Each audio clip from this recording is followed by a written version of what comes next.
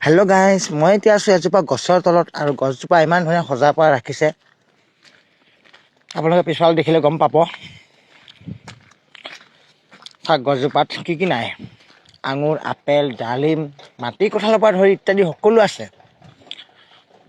দেখিছে কমলা,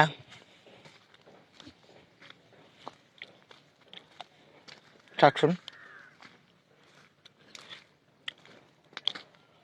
আৰু এইপিনে আছে বান্দৰ এজনী দেখিছে কি ধুনীয়া কেঁচুৱাটোক ধুনীয়াকৈ পিঠিত বহাই লৈ গৈছে নহয়নে? ইমান ধুনীয়া এটা দৃশ্য।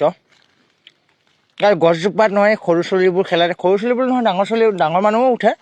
মানে আপোনাৰ এই এপাক ঘূৰাই থৈ দিছে কি ধুনীয়াকৈ, পানী যেতিয়া বৈ আহে মানে ওপৰৰ পৰা উঠে তললৈকে গৈ পায় মানে। তাৰপৰা সেইটোৱে 20 টকামান টিকেট লৈছে, আমি উঠা নাই যদিও।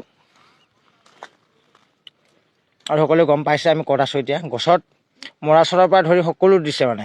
আৰু মোৰ লগৰজনো আহিছে, আপোনালোকে গম পাইছে আমি ক'ত আহিছোঁ আজি ঘূৰিবলৈ। তো গাইজ ভাল লাগিল, লাইক কমেণ্ট কৰিব আৰু আগলৈকে দি থাকিম কিছুমান ব্লগ আপোনালোকে আগবঢ়াই। আজিলৈকে ইমানতে।